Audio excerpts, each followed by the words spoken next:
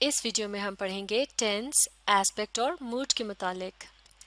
Tennis, aspect اور mood کے بارے میں خاص بات یہ ہے کہ ان تینوں کا ہی تعلق ہوتا ہے ورب کے ساتھ۔ ورب وہ الفاظ ہوتے ہیں جنہیں کسی بھی جگہ، شخص یا چیز کے ایکشن یعنی عمل یا پھر اس کی سٹیٹ یعنی حالت کے متعلق بتانے کے لیے استعمال کیا جاتا ہے۔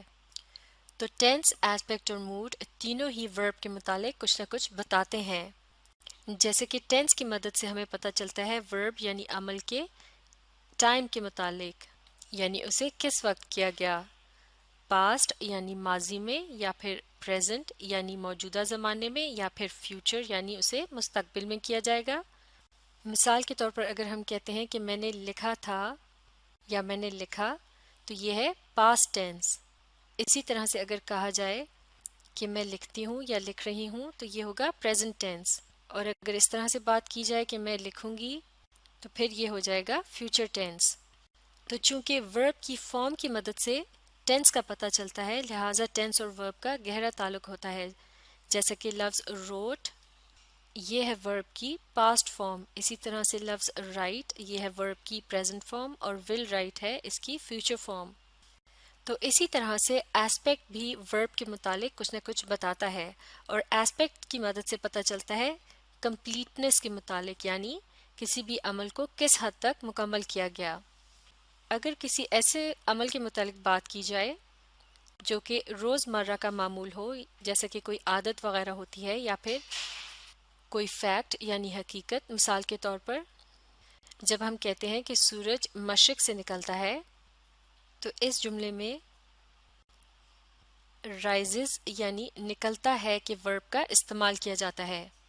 تو اس کی مدد سے یہ پتہ چلتا ہے کہ یہ ایک ایسا عمل ہے جسے کل بھی کیا گیا تھا، یعنی یہ کل بھی ہوا تھا، آج بھی ہوا ہے اور آئندہ بھی ہوگا۔ تو یہ ایک ایسا عمل ہے جو جاری رہتا ہے، یعنی یہاں عمل کے مکمل ہونے کا کوئی اشارہ موجود نہیں ہے۔ تو ایسے عمل کے متعلق کہا جائے گا کہ اس کا ایسپیکٹ جو ہے وہ انڈیفینٹ یا سمپل ہے۔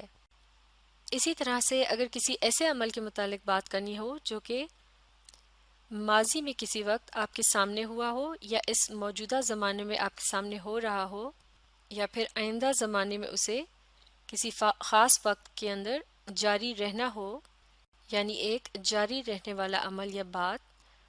تو اس قسم کی بات کو بیان کرنے کے لیے جس ورب کا استعمال کیا جائے گا اس کے متعلق کہا جائے گا کہ اس کا ایسپیکٹ جو ہے وہ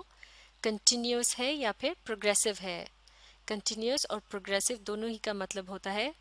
کوئی ایسی چیز یا عمل جو جاری رہے۔ جیسے کہ اگر اس طرح سے کہا جائے کہ میں کھانا کھا رہا تھا، یا میں کھانا کھا رہا ہوں، یا پھر میں کھانا کھا رہا ہوں گا، تو ان تینوں قسم کی باتوں یا پھر ان تینوں قسم کے ایکشنز کا ایسپیکٹ جو ہے وہ کنٹینیوس یا پھر پروگریسو ہے۔ اگر کسی کام کو پوری طرح سے مکمل کر لیا جائے تو اس کے ایسپیکٹ کے متعلق کہا جاتا ہے کہ وہ پرفیکٹ ہے۔ مثال کے طور پر اگر یوں کہا جائے کہ میں نے کھانا کھا لیا تھا، یا میں نے کھانا کھا لیا ہے، یا میں نے کھانا کھا لیا ہوگا،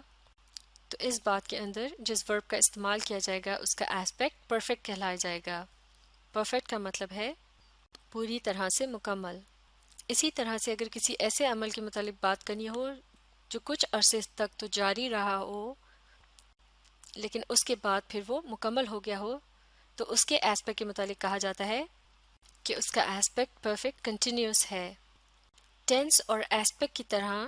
موڈ کا بھی ورب کے ساتھ گہرا تعلق ہوتا ہے،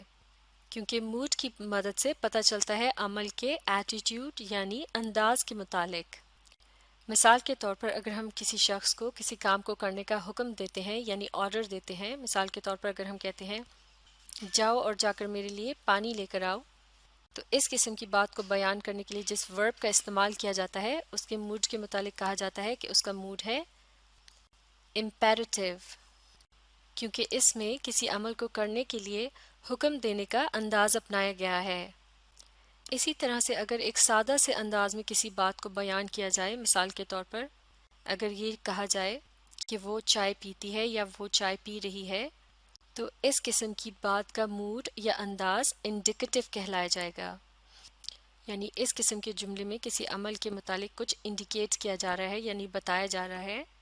एक सादा से अंदाज में, और ये कोई हुक्म या कोई ख्वाहिश वगैरह नहीं है, बल्कि ये सिर्फ एक इंडिकेशन है, लिहाजा इसका मूड इंडिकेटिव कहलाया जाता है। इसी तरह से जब किसी ख्वाहिश का इजहार किया जाता है या किसी से कोई रिक्वेस्ट या इल्तिजा की जाती है तो इस किस्म की बात के अंदाज या मूड को सब्जंक्टिव कहा जाता है। मिसाल के तौर पर अगर इस तरह से कहा जाए कि काश मैंने वक्त पर काम ख़त्म कर लिया होता, या फिर बराए मेहरबानी तशरीफ़ रखिए, तो इन दोनों ही मिसालों के अंदर जो अंदाज अपनाया गया है वो मूड के लिहाज से सब्जंक्टिव कहलाया जाता है। तो इस तरह से अब ये बात वाज़े हो गई है कि टेंस, एस्पेक्ट और मूड तीनों का ही वर्ब से गहरा ताल्लुक होता है। हम अगली वीडियोस में टेंस, एस्पेक्ट और मूड तीनों के बारे में एक एक करके तफसील से पढ़ेंगे। इस वीडियो में हमने पढ़ा कि टेंस, एस्पेक्ट और मूड का किस तरह से वर्ब के साथ ताल्लुक होता है। इस बात को अच्छी तरह से समझने के लिए आप इस वीडियो को रीप्ले कीजिए और इसके साथ साथ पढ़ने और समझने की कोशिश जारी रखिए।